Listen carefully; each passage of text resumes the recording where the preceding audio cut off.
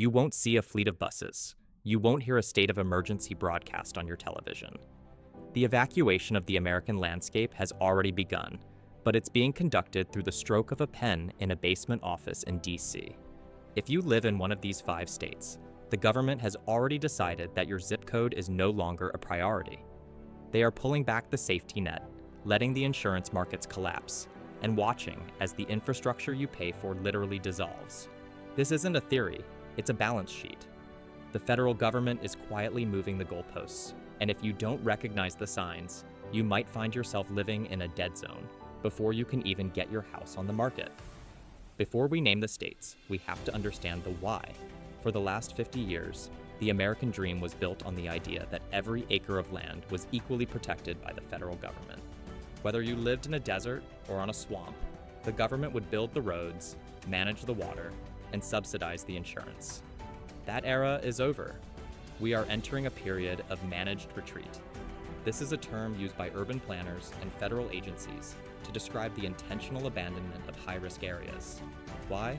Because the cost of maintaining the status quo has become an anchor on the national debt. In 2025, the US government is facing a reality where it can no longer afford to save everyone.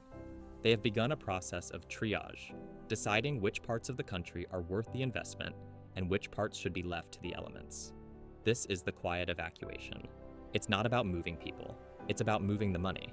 When the money leaves, the people have no choice but to follow. State 1, Louisiana, the buyout. Blueprint.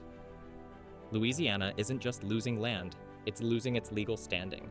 The federal government has known for years that the Mississippi River Delta is sinking. But look at the recent shifts in the National Flood Insurance Program, or Risk Rating 2.0. For decades, the government kept flood insurance artificially cheap. This encouraged people to stay, to build, and to invest. Now, they are pulling the rug out. In parts of southern Louisiana, insurance premiums are rising by 500% to 700%. This is a financial eviction. When a middle-class family suddenly sees their monthly housing costs jump by $1,000 just for insurance, they can't stay. And because no one will buy a house that costs $15,000 a year to insure, they can't leave without losing everything. The quiet evacuation here is happening through buyout programs. Agencies like FEMA are now offering to buy entire neighborhoods. But look at the fine print. Once the government buys a house, that land can never be built on again. They are effectively decommissioning the state, acre by acre. They aren't building seawalls, they are paying you to leave and then throwing away the key. This is a pilot program for the rest of the country.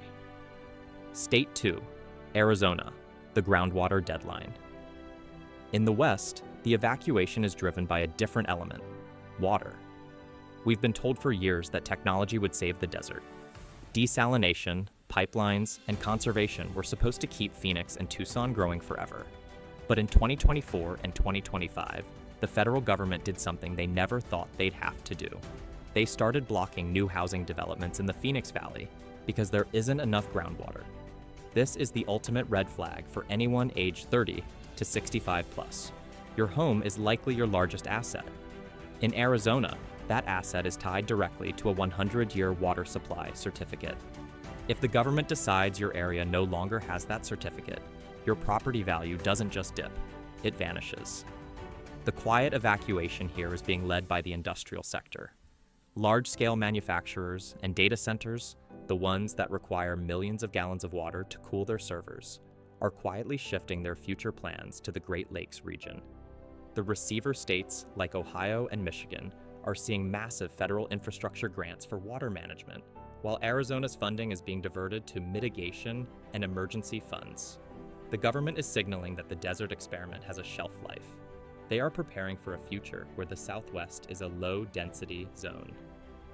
State 3, California, the uninsurable wall. California is the most terrifying example of a quiet evacuation because it's happening in the wealthiest zip codes first. We aren't talking about a lack of jobs. We are talking about the total collapse of the risk market. When State Farm and Allstate, the giants of the industry, stop writing new policies in a state, the government has two choices. They can fix the underlying risk, or they can let the market die.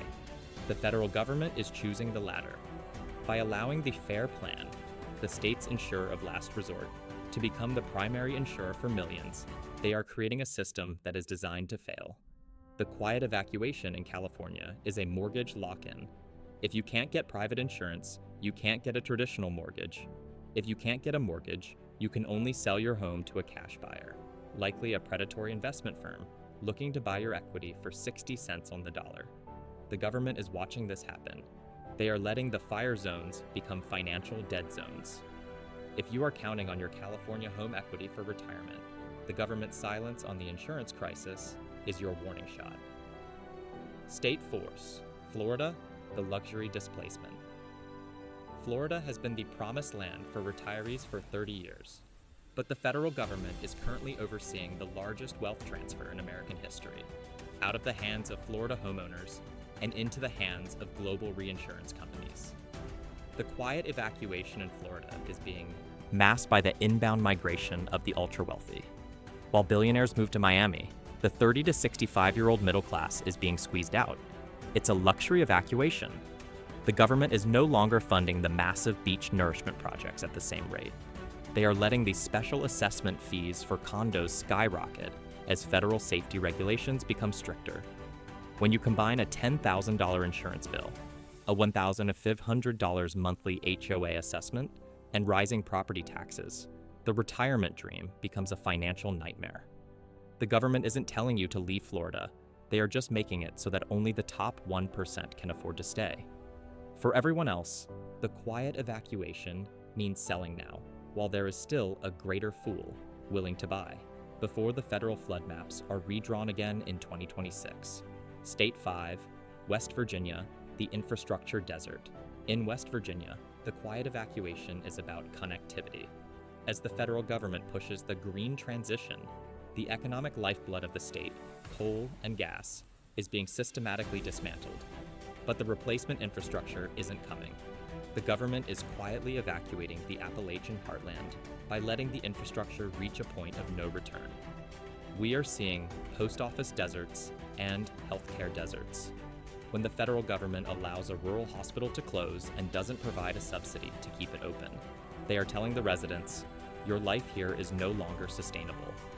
For the 35 to 65 and over demographic, this is about safety and legacy. If there are no jobs for your children and no doctors for your parents, the state is being evacuated by default. The government is focusing its infrastructure bill money on hub cities like Columbus, Ohio, or Charlotte, North Carolina. They are building the 21st century somewhere else, and West Virginia is being left as a buffer zone. The receiver states follow the federal money. If the government is quiet about why they are leaving these 5 states, they are very loud about where they are going. There is a shadow map of the United States. If you follow the Department of Energy grants and the Department of Transportation's mega projects, you see a clear pattern. The money is flowing into the Great Lakes Basin and the Mid-Atlantic. States like Ohio, Michigan, and Pennsylvania are being built up as climate havens and receiver states. They have the water, they have the existing power grids, and they have a low-risk profile for the insurance companies. The government is quietly preparing for a massive internal migration. They are building the data centers, the battery plants, and the upgraded rail lines in these safe zones. They aren't telling you to move there yet, but they are making sure that by the time you realize you have to move, the property prices in those safe zones will already be out of your reach. Continuity of the economy, the Tennessee factor. There is one more piece to this puzzle. Under a little-known federal mandate called 6 U.S.C. 322, Continuity of the Economy Plan, the president is required to maintain a plan to restore the U.S. economy in response to a significant event. In 2024 and 2025, we have seen a surge in federal land acquisitions in the hills of Tennessee. While the public is told these are for conservation or TVA infrastructure, the reality is more focused. Tennessee is centrally located, high above sea level, and has its own independent power generation through the Tennessee Valley Authority. The government is quietly building redundancy hubs. These are massive, underground data storage facilities and logistical centers designed to keep the American financial system running if the coastal hubs in New York, California, or Florida are lost. They aren't just evacuating people. They are evacuating the operating system of the United States to the interior. The government isn't just moving the goalposts, they are changing the game entirely. While Part 1 showed you why the federal government is backing away from 5 major states, Part 2 is about the one thing they aren't telling you: how to get your money out before the trap snaps shut. We aren't just talking about selling a house. We are talking about the Great Wealth Migration, a shift in American real estate and capital that hasn't been seen since the 1930s. If you are between the ages of 65 and over, your retirement depends on your ability to spot the safe zones before the rest of the market catches on. Here is exactly how to protect your assets, exploit the insurance loopholes, and follow the federal money into the receiver states. The body. The first rule of survival in this new economy is simple. Equity is a liquid. If you leave it sitting in a high-risk zone, it evaporates. For homeowners in Florida, California, or Louisiana, the biggest threat isn't a storm or a fire, it's the valuation cliff. When a major insurer leaves a state, property values don't drop slowly. They crater overnight because nobody can get a mortgage. The federal government knows this. Their managed retreat strategy relies on you staying put until the value is low enough for them to buy you out for pennies. To prevent this, you need to understand the insurance buffer strategy. Look at your current policy. If you are in a state-run pool like Florida's Citizens or California's Fair Plan, you are already in the evacuation zone. The government is essentially the insurer of last resort, which means they have the power to assess you, meaning they can send you a bill for their losses after a disaster. To protect your wealth, you must diversify into parametric insurance. This is a new type of coverage being used by the wealthy. It doesn't pay based on damage, it pays based on a trigger event, like a specific wind speed or flood level. It's a cash payout that allows you to walk away from a property before the traditional insurance companies spend years arguing over your claim. Strategy 1. The 1031 migration. For those with investment properties or significant home equity, the 1031 exchange is your best friend. The government is quietly funneling infrastructure money into the receiver states, places like Ohio, Indiana, and Tennessee. Why these states? Because they are the fortress states. They have the water supply, the stable power grids, and the federal backing for new tech corridors. By using a 1031 exchange, you can move your equity from a risk zone, like Phoenix or Miami, into a receiver zone without paying capital gains taxes. This is what the big institutional investors are doing right now. They are selling their coastal portfolios and buying up secondary markets in the Midwest. They know that in 10 years, the most valuable thing in America won't be a beach view. It will be a guaranteed connection to a stable water table and a federal power grid. Strategy 2. Identifying the receiver cities. The government is picking winners through its National Transmission Needs Study. Follow the power lines. The federal government is currently fast-tracking high-voltage transmission projects that link the wind-rich plains to the industrial heartland. Cities like Columbus, Ohio, Indianapolis, Indiana, and Huntsville, Alabama, are being built as redundancy hubs. These are the places where the federal government is ensuring the internet stays on, the water stays clean, and the hospitals stay open. If you are looking to protect your retirement, look for cities that are receiving CHIPS Act or Inflation Reduction Act grants. These aren't just subsidies, they are survival pledges. The government will not let a city with a $20 billion semiconductor plant go dark or run out of water. Moving your assets within 50 miles of these hubs is the modern version of buying land near a railroad in the 1800s.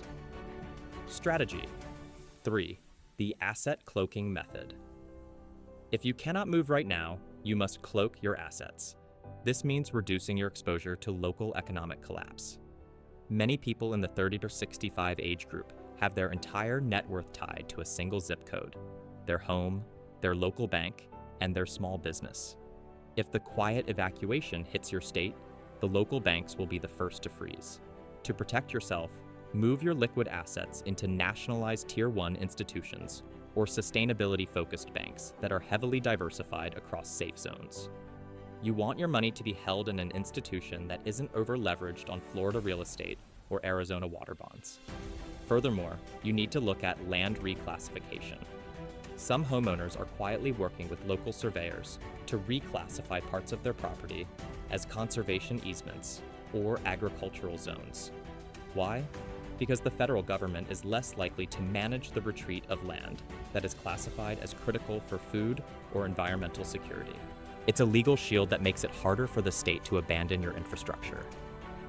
Strategy 4. Following the continuity of economy. COE. This is the insider secret. The government has a plan called the Continuity of Economy, COE. It's a blueprint for which industries and regions must be kept alive at all costs to prevent a national collapse. Right now, the COE is prioritizing the Tennessee Valley Authority, TVA region. Because the TVA is a federally owned corporation, the government has a direct vested interest in its survival. They are building massive underground data centers and logistical hubs in the Tennessee mountains. If you are looking for a legacy property, something you can leave to your children, you want to be inside the TVA service area. It is the only part of the country where the federal government is both the power company and the protector. This is where they are moving the brain of the American economy. While everyone is distracted by the chaos in the risk states, the receiver states are being quietly fortified with the most advanced infrastructure on the planet. Strategy 5. The exit trigger. The most important part of protecting your assets is knowing when to leave.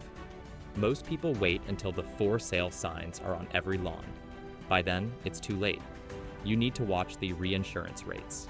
Reinsurance is the insurance for insurance companies. When the global reinsurance market, companies like Munich Re or Swiss Re, raises their rates for a specific state, it is a 6-month warning. They are the smartest guys in the room, and they see the quiet evacuation before the politicians do. If your home insurance provider sees a reinsurance surcharge, that is your signal to execute your 1031 exchange. Don't wait for the government to tell you the water is gone.